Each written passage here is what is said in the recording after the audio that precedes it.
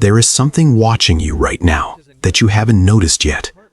Not in a threatening way, not in a way that should alarm you, but in a way that, once you understand it, will quietly change how you move through the world forever.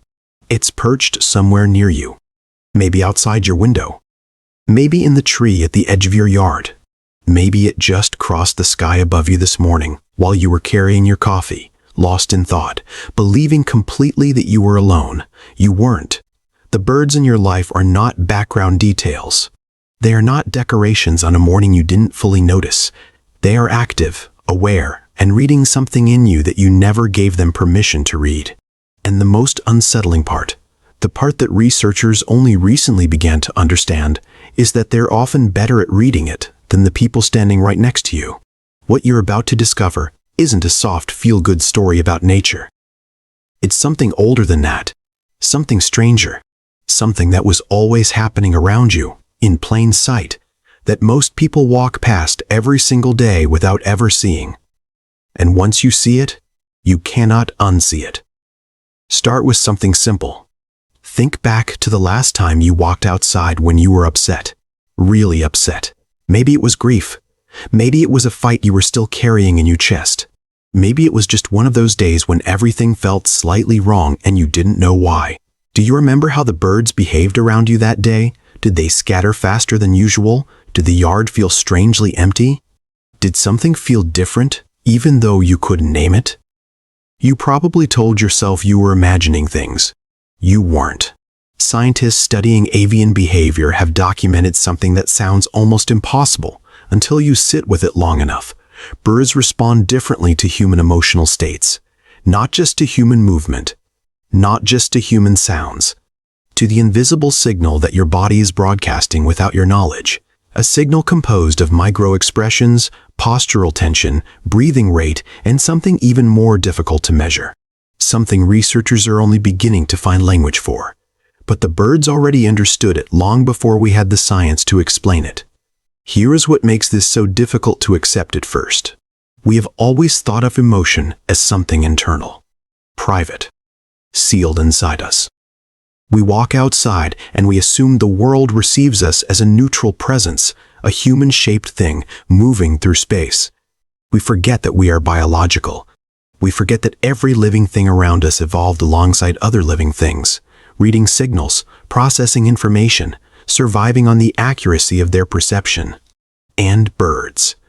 Birds have been reading the living world for more than 150 million years.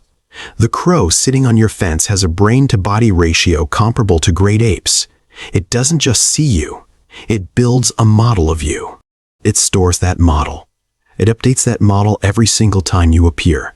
And over weeks and months of quiet observation from a branch you never looked up at, it has developed something that functions, in every meaningful way, like a portrait of who you are.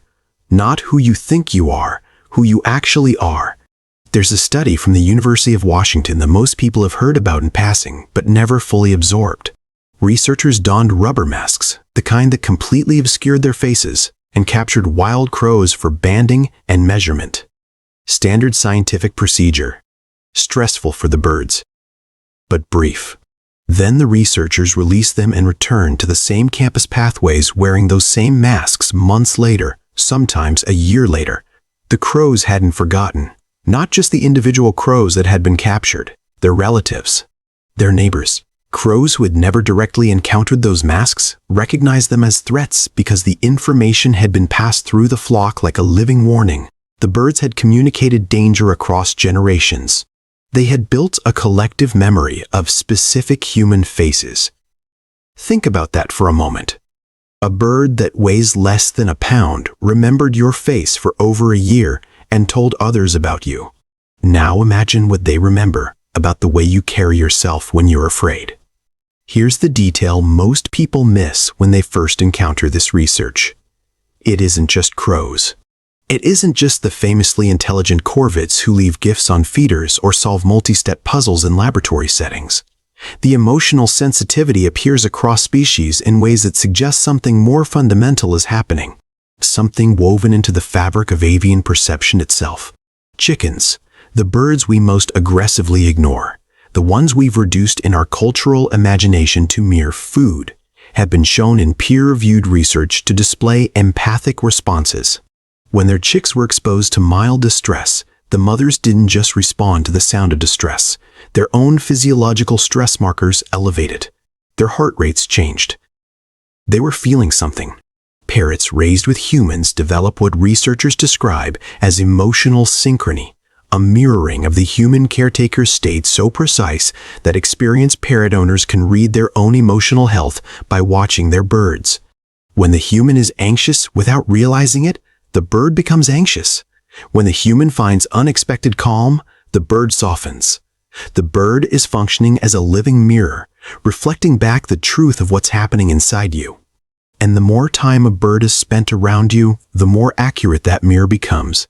There is a word in biology, attunement, that usually refers to the bond between parent and infant, the process by which two beings begin to unconsciously synchronize their rhythms, their breathing, their alertness, their emotional state. It was believed for a long time to be something uniquely mammalian, something requiring a certain kind of social brain. Birds are rewriting that assumption. Researchers observing long-term relationships between humans and corvids, raptors, and certain songbirds have begun using the word attunement to describe what they're seeing, a relationship that develops not over days but over seasons. A slow accumulating calibration between a human and a bird who has chosen, in whatever sense a bird chooses anything, to remain in that human's world. And something happens in those relationships that is difficult to explain without sitting in the discomfort of not fully understanding it. The birds begin to anticipate, not just your movements, your states. The crow who waits on your fence doesn't just know your schedule. According to researchers studying habituated wild corvids, it adjusts its own behavior based on patterns it has detected in you that you have never consciously expressed. It knows something about your Tuesday mornings. It knows something about how you move when you're okay versus when you're not. Now hold that thought, because this is where it gets strange in the best possible way. If birds are reading us, and the evidence is becoming increasingly difficult to argue with, then they have been reading us for the entire span of human history. Every civilization that ever existed lived surrounded by birds. Every culture that ever developed a mythology, a spiritual practice, a philosophy of meaning built some relationship to birds into its foundation. The Egyptians, the Greeks, the Norse, the indigenous nations of every continent, the ancient Chinese, the Romans divining futures from the flight patterns of starlings. We told ourselves we were projecting. We told ourselves these were superstitions born from ignorance. But what if the people who came before us were noticing something real? What if they didn't have the neuroscience vocabulary, but they had the observational honesty to recognize that birds were responding to something invisible? What if the oracle watching the birds in flight was actually watching a living sensor array, one that was processing human emotional energy from a perspective we couldn't access ourselves? The ancients may have been less wrong than we decided to believe, but here is the revelation that landed hardest when I first encountered it, and I want you to sit with it rather than move past it. The research suggests it isn't just that birds read our emotions. It's that for birds living in close proximity to humans, in your yard, on your street, in your neighborhood, we have become part of their environment in the deepest possible sense. We are not visitors in their world. We are weather. We are a force they factor into every decision they make. Our presence, our patterns, our emotional atmosphere is a permanent variable in the calculation of their survival, which means they evolved, or rather, developed across generations of living near us, a sensitivity to human emotional states that is functionally adaptive. The birds who were better at reading human mood survived more successfully, fled faster when danger was coming, found more food when safety was present, raised more offspring, passed on their perceptual acuity.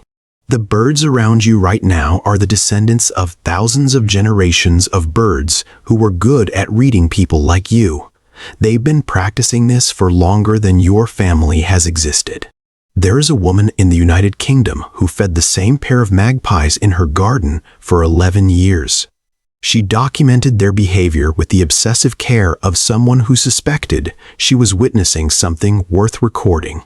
Over time, she noticed that on mornings after she had been crying, mornings when she came outside carrying the specific weight of grief, the male magpie would do something she described as deliberate.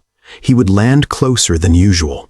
He would remain still in a way he didn't remain still at other times. He wasn't performing comfort in any way she could prove, but she felt, across 11 years of observation, that he knew. Scientists who reviewed her notes offered careful, measured language. They said the bird was likely responding to changes in her movement patterns, her posture, her vocalization frequency. They were right. And they also may have been missing the larger truth hiding inside those smaller truths, that the response existed at all, that it was consistent, that across 11 years of data, the bird reliably adjusted his behavior toward her in moments of her distress. Whatever language we use to describe the mechanism, something real was happening in that garden. Something that mattered to her in a way that 11 years of mornings had confirmed. Most of us were never taught to receive that kind of attention from the world. We were taught that nature is indifferent, that the wild world doesn't care about us, that birds are driven purely by survival mechanics, and our presence is relevant to them only as a source of food or a category of threat. We learned to look past them, to treat them as background, to walk outside and not really see them. And so we missed the relationship that was always available. Because the birds around your home, the ones you've been feeding, or even the ones you haven't, the ones who have simply watched you come and go for months or years, they have not been indifferent to you. They have been building a model of you. They have been accumulating information about the particular human who belongs to this particular patch of earth. They have been responding to you in ways too subtle for most people to catch. The sensitivity was always there. We just stopped looking. There's a concept in behavioral ecology called landscape of fear. The idea that prey animals construct a mental map, not just of physical space, but of emotional safety, where predators have been, where danger tends to concentrate, where calm tends to live. Birds are extraordinarily sophisticated mappers of emotional landscape, and your presence, your patterns, your emotional weather, you are a landmark on that map. On days when you move through your yard with ease, with openness, with that particular quality of relaxed attention that humans carry when they are genuinely okay, the birds around you feel it. Their vigilance drops. Their foraging becomes more adventurous. They allow themselves to come closer. They make sounds they don't make when they're uncertain. On days when you carry something heavy, when you're coiled with anxiety, or moving with the closed, contracted energy of someone who is struggling, the landscape shifts. The birds don't scatter necessarily, but they adjust. They maintain a different distance. They watch you differently. The yard holds a different quality of silence. You have been shaping that silence for years. You just didn't know it was yours to shape. And now comes the part of this that I find most quietly devastating. All of this was happening around you before you knew it. In the yard you walked through this morning. On the street you drove down without looking up. At the window where something landed briefly, and then lifted away while you were looking at your phone. The birds around you have been watching you grieve. They have been watching you fall in love. They have been watching you age and change and return to your yard differently than you left it. They have been tracking the emotional weather of your life from branches and rooftops and fence posts, and they remembered, not with nostalgia, not with human meaning, but with something. With the accumulated pattern of who you are, laid down in their perception across hundreds of mornings. You are part of the geography of their world in a way that nothing in our education ever prepared us to understand. There is something in that which I find almost unbearably tender. The researcher Joanna Berger spent decades studying the bonds between humans and birds. What she documented across those decades wasn't just behavior, it was relationship. Real, asymmetrical, imperfect, but genuine relationship, forged across the boundary of two completely different kinds of minds. She wrote that the birds who lived closest to humans developed what she described as a kind of social intelligence specifically calibrated to human presence, Not just intelligence, social intelligence, the kind that reads faces, that adjusts to mood, that develops expectation and preference, and something that functions like trust. We gave them that, not intentionally, just by being consistently, repeatedly, emotionally present near them over time. Our presence trained their perception, and now whether we know it or not, that perception is trained on us. Go outside tomorrow morning. Before you check your phone, before you build your armor for the day, go outside with your coffee or without it, and just be there, present, open, quiet, and pay attention to what the birds around you do. Notice who lands close and who keeps distance. Notice what sounds they make when you arrive versus when you've been standing still for a few minutes. Notice whether something shifts when you stop moving and just breathe. You may discover that the yard responds to you in ways you never registered before. You may feel, for the first time, that something out there has been paying attention to you for much longer than you realized. Because here's what the research, across all its careful language, is slowly confirming. The birds in your world are not watching you the way you watch television, passively, without investment, ready to look away.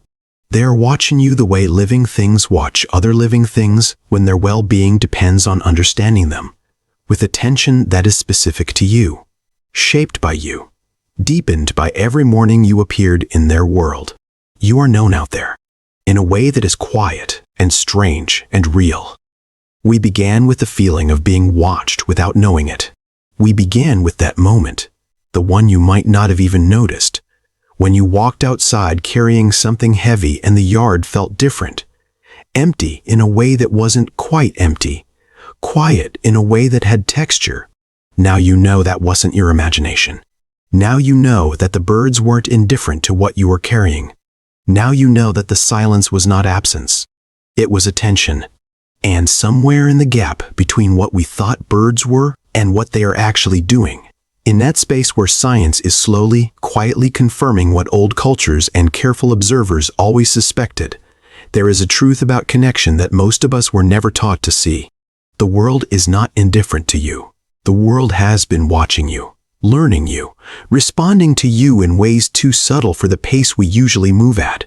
And maybe the most important thing this reveals isn't about birds at all. Maybe it's about what we miss when we stop paying attention to the living world around us, and what the living world never stopped noticing about us. I want to know something. Has there ever been a moment, out in your yard, or somewhere outside, maybe when you were going through something, when a bird did something that felt like more than coincidence? Something that made you pause? Something you've never quite been able to explain away? Tell me what happened. I'd genuinely like to know.